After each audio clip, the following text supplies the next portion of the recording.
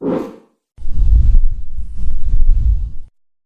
this is Skip with the WSGF. We're taking a look here at the Thermaltake Core P3 Micro-ATX Mini-ITX open air case.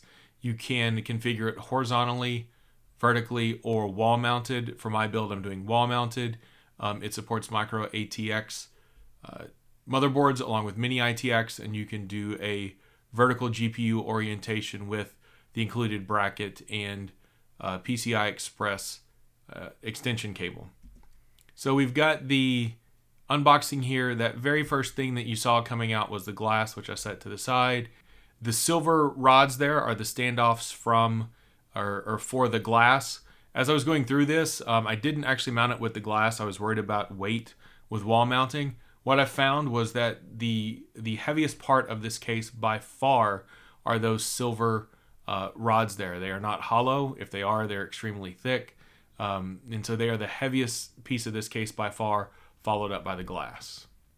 So here we look at the front panel. You've got power, USB 3, USB, and then microphone, headphone, and a reset button, all pretty standard. Here I'm estimating for where to put the case on my wall. So I am just holding it up there and marking where I want it to sit. So what I'm doing here is I'm measuring down from the top of the case for where the screw holes will be for the wall mount bracket, and then I'll mark down on the wall based on the line that I drew earlier. So here I'm putting in wall anchors. I also realized that I could use the back panel there to help with the alignment, finding the studs, putting the wall mount bracket in. One side is in a stud, one side is in a plastic wall anchor there. Went pretty easy. And now I've sort of dry fit the case there to make sure it was in the right spot that I wanted.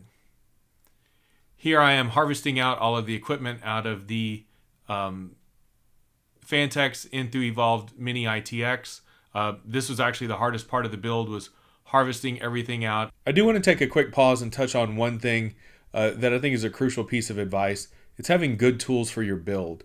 I had been struggling with just whatever little pile of tools I could collect, and didn't realize how much not having a good driver set with a long neck on them was hampering my builds, especially in a Mini-ITX form factor.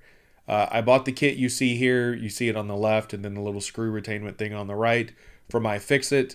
And having a good driver set really makes a huge difference in how easy your build will go. Also, a big shout out to them on their customer service. They don't sponsor the channel. They've never sponsored a video. I don't think we're big enough for them to really sponsor. But I ordered my kit and it showed as delivered. US Postal lost it. I contacted them. They sent me another one. No hassle. The original one has actually shown back up, and I got to get that back in the mail to them. But kudos to them for a great product and great customer service. So now back to our build. So here I'm working on the PSU brackets. I'm getting that mounted. Probably the hardest part of this build was figuring out which holes to put which brackets in. The instructions are not very clear on that. At this point, I've got in the motherboard, which was already pre-populated with the CPU, the cooler, and the RAM. Again, this is the Gigabyte and Ryzen 7 setup that AMD sent me, so thanks again to them. And you can see that I've got an EVGA 1080 here hybrid. So while I'm finishing the build, I do put the feet on it for a little bit of time. You can see there at this point I had the cooler kind of low, and now I'm working all the cable routing. The cable routing here was actually pretty easy, pretty simple, and I actually did have to swap out power supplies based on the cables that I could find. So I've got a ridiculously overpowered PSU here with 1050 watts. So here I'm kind of routing and tucking everything in the back before I get it all buttoned up. I'm booting up to make sure it still works, which it does. And now you can see on the back how I have, if you look on the left side, you can see I've raised that all-in-one radiator from the EVGA 1080, and I have routed the cables up and down and sort of tucked them behind that bracket there that you actually use for the wall mounting. So once you put the back panel on, the holes in the back panel for the wall mounting are actually passed through, and you are bolting in your wall mount bracket there to that bracket on the front part of the case.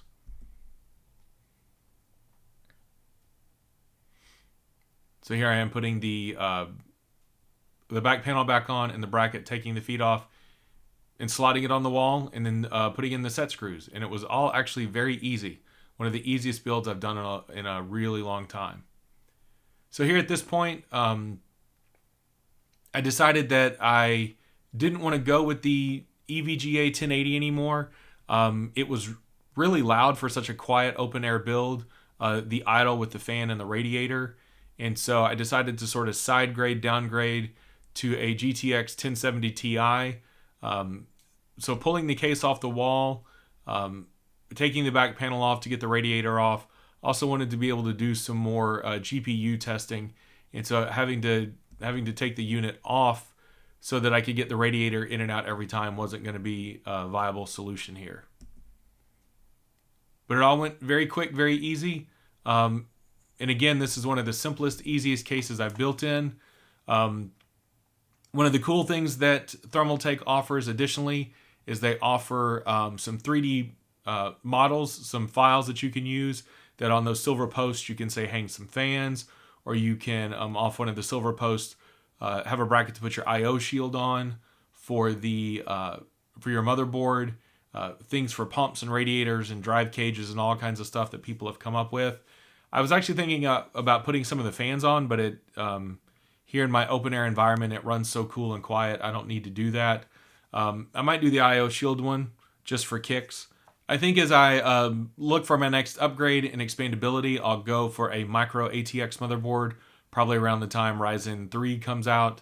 Wall mounting it, I didn't feel like I needed to have the glass or the poles. There was just extra weight. Nobody's going to be bumping or getting into it. It's up out of the way.